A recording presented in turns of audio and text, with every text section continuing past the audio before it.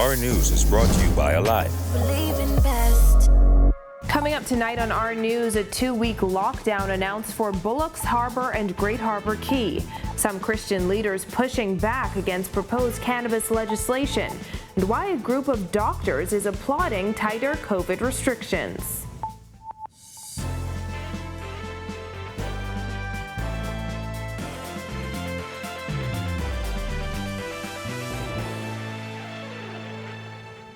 Welcome to Our News and thanks for joining us. I'm Christina Dragovich. Topping news tonight, the Office of the Prime Minister announcing a 2-week lockdown on Bullocks Harbor and Great Harbor Key in the Berry Islands, effective Saturday at 8 p.m. The strict measure comes as those islands report a spike in cases, confirming more than 24 this month alone. In a statement released this afternoon, OPM says all travel to and from those islands is prohibited, aside from essential workers or those approved by the competent authority. In addition, every agency, business, or establishment is to remain closed except for government agencies. No in-person activities are allowed, and no one will be allowed to leave their residence unless seeking urgent medical attention or to purchase food and water on prescribed days. OPM says the National Food Distribution Task Force will deliver adequate food and water to those islands by Sunday. The Defense Force has been mobilized to monitor waters surrounding the Berry Islands. Meanwhile, anyone traveling to and from Andros and Cat Island must have a negative RT-PCR test no older than 5 days. It comes as those islands saw the curfew reinstated due to a rise in cases.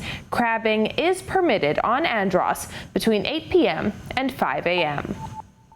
Well, opposition leader Philip Davis reacting to news of a 2-week lockdown on those keys, as well as the need for a pricey RT-PCR test to travel to and from his constituency of Cat Island, as well as Andros. Davis, who held a news conference on Grand Bahama this afternoon, says the lockdown could be devastating for the Berry Islands. Jasmine Brown reports.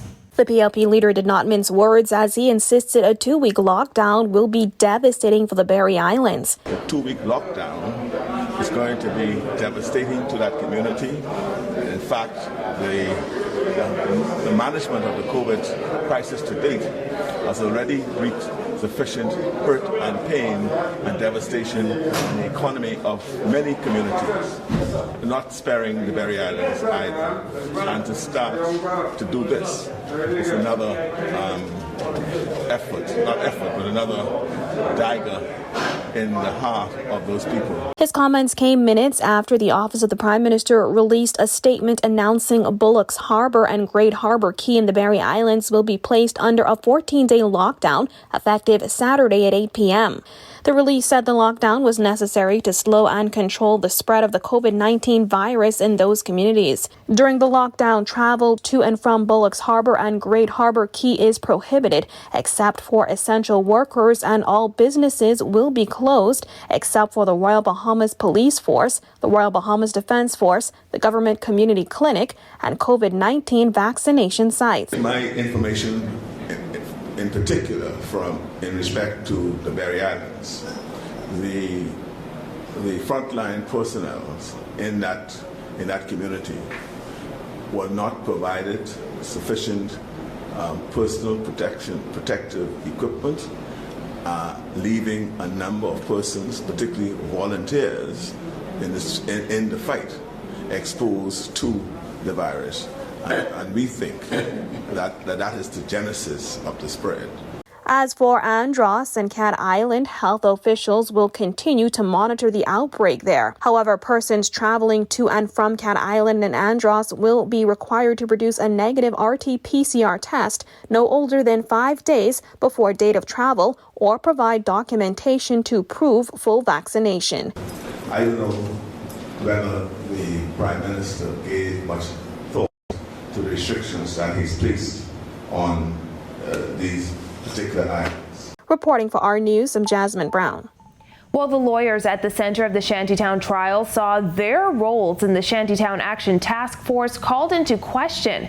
Jared Higgs has the latest from those proceedings. Government continued its case with Crown Counsel Kayla Greensmith, revealing that the majority of applicants who gave evidence about their housing situations neither had permits to build their homes nor occupancy certificates. But a unique point in today's arguments centered around the lawyers and their roles, or lack thereof, with the Shantytown Action Task Force. Lawyer for the Shantytown residents, Fred Smith QC, warned Green Smith about not giving evidence based on her experience with the Shantytown Action Task Force.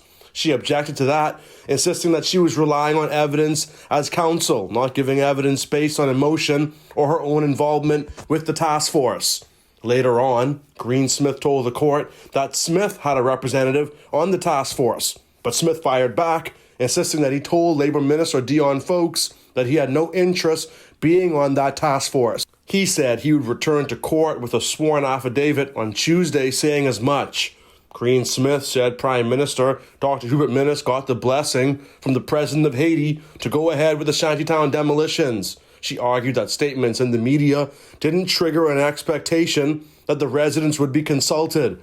Referring to the affidavit of Labour Minister Dion Fowkes, she revealed that Ministry of Works officials expressed concern about entering Shantytown land without police escort. He said they formed the view that public meetings could become a flashpoint of contentious public discussion.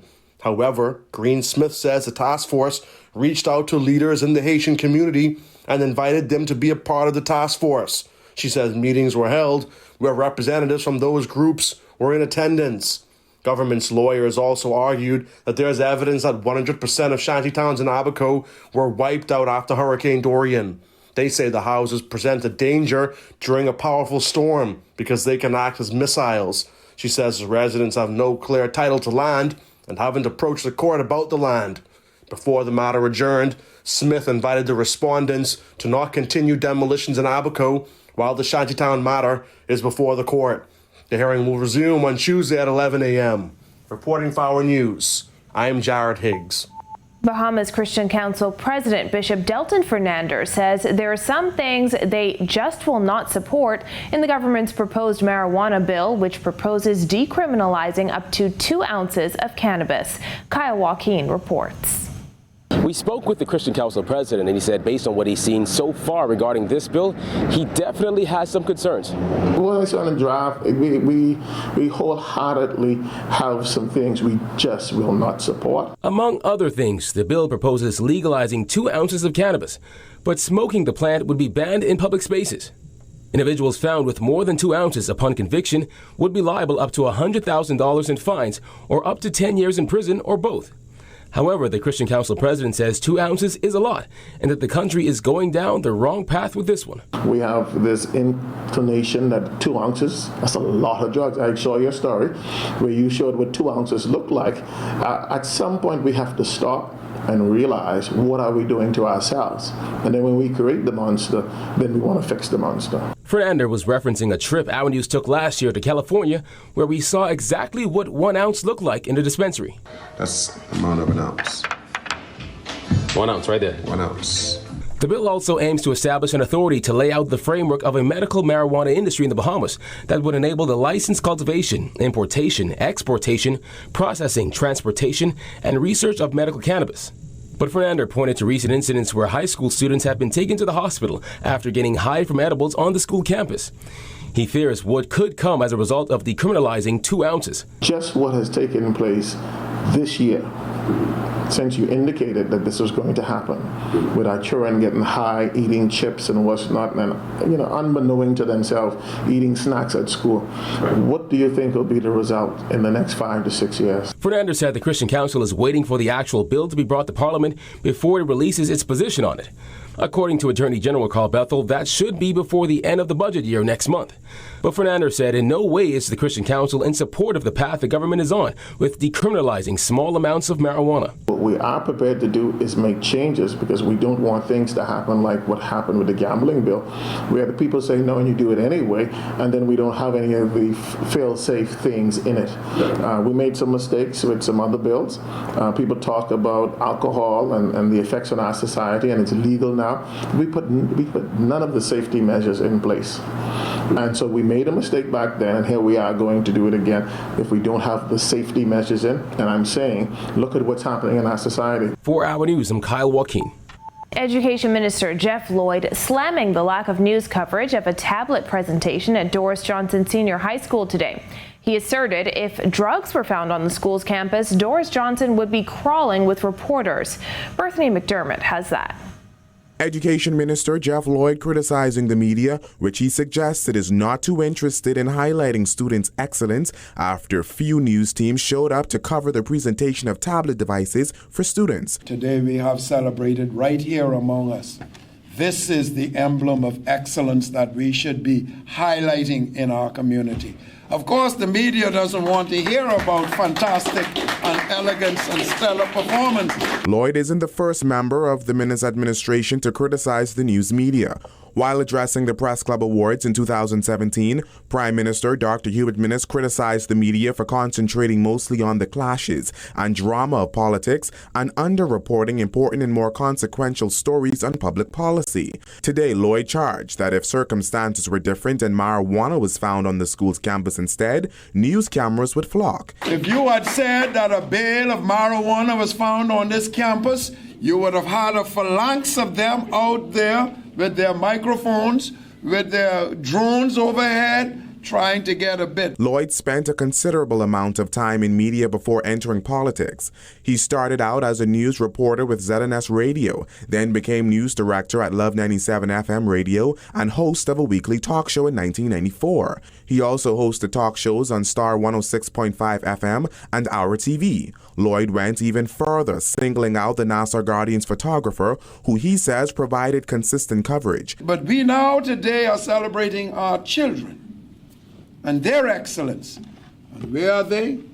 Our usual dedicated soul from the Guardian is usually here. He also applauded the work of his ministry's media team for highlighting education on social media. Now you see Ed Talk, education bits all across the media, social media, because of Mr. Thompson.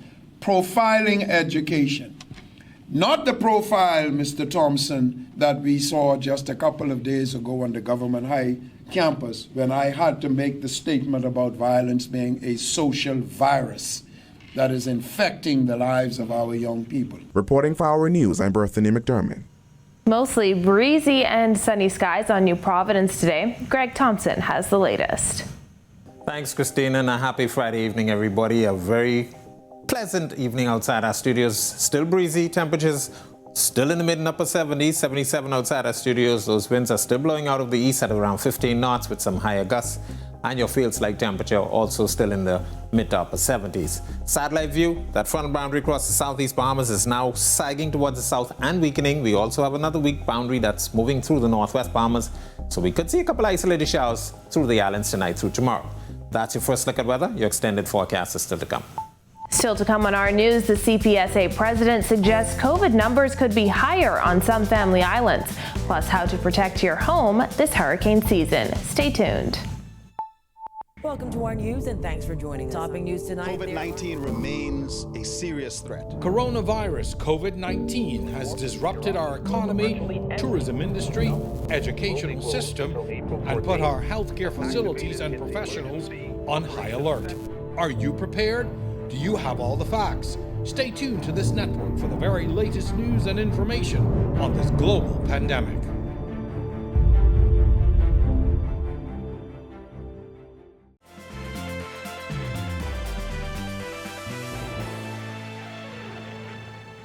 Amid a spike in COVID-19 cases on some family islands, the Consultant Physician Staff Association president says the numbers may actually be higher as some residents may be getting rapid antigen tests, which are not included in COVID numbers. Jillian Gray has more. The CPSA president says she agrees with the tighter restrictions for Cat Island, the Berry Islands, and Andros, as the fact of the matter is we're still very much in the fight of our lives against COVID-19. I'm not surprised that unfortunately this would have happened because we already knew that we were perhaps having those cases, but just unfortunately there might have been delays with reporting or with them actually speaking to the numbers that have impacted those islands. Unfortunately, we also know that throughout the islands, perhaps persons are also getting antigen tests, which are not being recorded in our numbers. So our numbers are perhaps even higher than what we're seeing. While debating a resolution to extend the state of emergency, the Prime Minister announced that curfew would be reinstated on those 3 islands as of Thursday from 8 p.m. to 5 a.m. daily. Andros has recorded 33 new cases since the beginning of the month, bringing that island's total to 128 cases. The Berry Islands has recorded 26 this month, and Cat Island recorded 27 within this week. Pinder Butler says measures like curfews have helped in the past, but it's the public's responsibility to not only wear masks, but adhere to restrictions on gatherings as well. If you do have symptoms, if you do know that you have COVID, and I think that's the main thing, personal responsibility, that you quarantine, you self-isolate, you safeguard yourself and others in the community, and I think that's what we need to continue to stress. Certainly in smaller islands that we may not be able to get staff down sufficiently, or that may not be able to fly over if persons have severe illness, we have to take that very seriously. She's concerned that family islands that have a higher percentage of older persons are more at risk. She added they've not employed new staff to deal specifically with the pandemic, which puts pressure on an already strained system. Remember, it's the same 10 people that you have to now redeploy who might have been working with vaccines or surveillance that are now on those islands. And so you can imagine that is a stretch on the system. They're tired. Reporting for our News, I'm Jillian Gray. And with just 1 week to go until the start of the 2021 Atlantic hurricane season, just how prepared are you? Kyle Joaquin takes a look at some steps you can take. When it comes to securing your home, how prepared are you? Category 5 hurricane is 1,000 miles away, 500 miles away, 100 miles away, 1 mile away. If you've not prepared within that period, like people say, dog eat your lunch.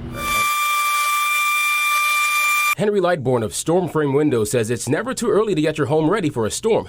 That includes windows and doors. So what we do is when we fabricate, we make sure that the window is properly manufactured, the door is properly manufactured.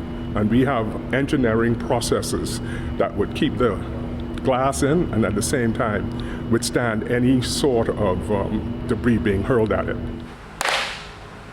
Oh. So it didn't really break? No. With this glass, there are 3 layers, and you'd have to do a lot to break it. Basically on the testing, they take a 2x4 and they shoot it from a cannon, and they shoot it and it's supposed to break, but now it's supposed to cave in. So that's basically how the testing is done. So they do structural testing, wind testing, and water testing. So, and they pass all of that. Managing Director Ron Bethel says they've seen an increase in Bahamians coming in to purchase hurricane impact windows and doors, especially this time of year, a sign that more people are taking storms seriously. After the last hurricane, they didn't get it. So more persons now really try to be prepared now. They don't wait till the last minute. The crew showed us what goes into making these windows and doors and the heavy equipment used to help protect homes and businesses across the country. 1, 2, 3, 4, 5. 5 locks in one door. 5 locks in one door. For Our News, I'm Kyle Joaquin. Up next, how Lynx Incorporated is cultivating the arts, plus a Bahamian swimmer making waves. Stay with us. Welcome to our news and thanks for joining us. Topping news tonight. COVID-19 remains a serious threat. Coronavirus COVID-19 has disrupted our economy, tourism industry, educational system, and put our healthcare facilities and professionals on high alert. Are you prepared? Do you have all the facts? Stay tuned to this network for the very latest news and information on this global pandemic.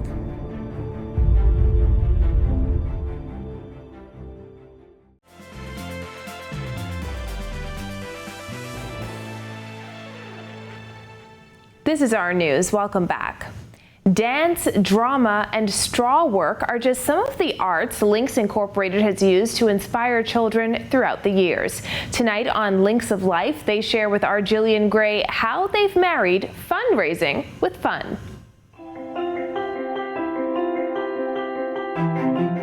From Juilliard-trained music teachers to world-renowned theater actors, Links Incorporated has for many years exposed children to the world of art. We would also have them do a class with children who were in music classes at their schools. And so I think we have a photograph here of two little boys. Here we go. So here they are, two little kids. We always open the show with children. They've struck a healthy balance of service and fundraising, according to program chair Roselle Moxie, who says music productions like Autumn Leaves and dance classes with the Dance Theater of Harlem have helped to show students the career opportunities within the arts. This is just one example of the Straw Project here and some of the work that the students would have done and presented. And they had the opportunity to be on TV and display their work, and we encourage them to sell it. To instill in them not only the culture of straw, but to try to use straw to transform their thinking, to identify to them, this is an opportunity for you. They've aimed to partner once again and increase the shelter capacity in the Bahamas, starting with a hurricane shelter in Grand Bahama. Their first relief fundraiser for the island was directly after Dorian, called A Night of Hope, and featured international gospel recording artist Bishop Hezekiah Walker. It turned into like a praise session and I think a release, because even for those who had not experienced Dorian, Dorian affected our national psyche. They're now looking for sponsors to help complete the project. Smith says, along with soliciting sponsorships, their Island Escapes raffle will go towards funding the shelter. Theodore Elliott has donated a custom outfit, Bahamas handprints is given. So once again, we see that the community has truly responded, and we're excited, and to support it, you can visit our social media pages. Reporting for our news, I'm Jillian Gray. Well, more than 100 tablets from an anonymous donor were presented to students at Doris Johnson Senior High School today. Education Minister Jeffrey Lloyd addressed students during the presentation. These, my dear students, are quality devices. They are facilitating for you access to the world. When I was your age, I had to go to the library on Marquis Street if I wanted to do any research whatsoever. Lloyd says more than 40,000 tablets have been distributed to students across the Bahamas. You, my dear beloved, and I invite you to please stay away from all of those contaminating viruses. There are some wonderful ones that can help you. It's called the Word of God. Access it and let it transform you.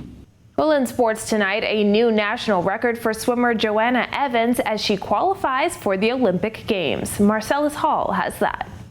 Thanks so much, Christina, and welcome to our Sports on a Friday, everybody. I'm Marcellus Hall. The image you're seeing behind me is one of our top swimmers, Joanna Evans, who has now, because of a performance just recently, qualified for the Olympics. Let's give you some details. Add Joanna Evans to the name of Bahamians who will be qualified, or rather competing, at the Tokyo Olympics. Hopefully this summer, Joanna qualifying for the Games with a new Bahamian national record, that coming in the 400-meter freestyle. Time 4:07:33. This came at the Longhorn Aquatics Elite Invite. And as you can see, Joanna doing very, very well here. She has made the A qualifying standard, which means she's in the top level as far as the qualifiers are concerned. The B standard and the A standard are two things they look at. The A standard is top level. Joanna getting it done with this last performance. As far as our men's national beach soccer team, they're set to play Mexico coming up for you this evening. If they can get a win there, they would certainly qualify for the World Beach Cup Championships. We'll see how that shapes out. If so, we'll give you all the details on that coming up right after this holiday weekend. And that's your check on sports for you here on this Friday. Once again, enjoy your weekend. I'm Marcellus Hall. Back to you, Christina. Thanks, Marcellus. Greg is back in studio with your weekend weather after this. Welcome to our news, and thanks for joining us. Topping news tonight. COVID-19 remains a serious threat. Coronavirus COVID-19 has disrupted our economy, tourism industry, educational system, and put our healthcare facilities and professionals on high alert. Are you prepared? Do you have all the facts? Stay tuned to this network for the very latest news and information on this global pandemic.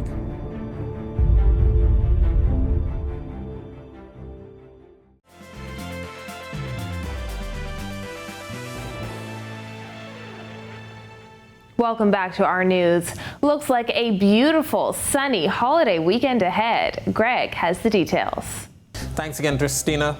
Tropics getting very active right now. The National Hurricane Center watching two systems out there, one in the open Atlantic up near Bermuda, the other one in the Gulf of Mexico. The first one near Bermuda, a subtropical low. The National Hurricane Center giving that a high chance for formation. It could form into a subtropical storm over the next 24 hours. Would be given the name, if it has formed, Anna. The second system we're watching out there in the open Gulf of Mexico. That one has the potential for some development over the next 24 to 36 hours, but it will be moving into Texas and really not getting its act together. Closer to home, that high pressure system will continue to generate those breezy conditions, but our winds expected to fall off. Boating for the rest of the Bahamas tonight through tomorrow. Northeast winds 15 to 25, an advisory posted, very rough seas. Low tide will be at 10:29 tonight.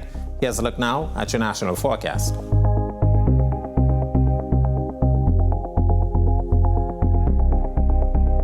A look now at your extended forecast through Wednesday.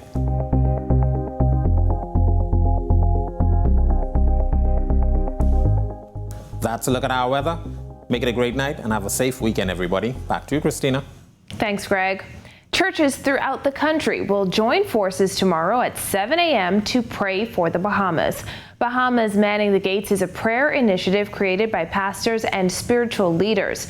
Founder Apostle Brenda Pratt says since August, they've prayed at schools and police stations. We've seen pastors, ministers, intercessors all across the islands come together as a collective voice to really impact this nation and to let the nation know that this nation is preserved and covered by the presence of God. When the righteous rule, the people flourish. When the wicked rule, then the people suffer.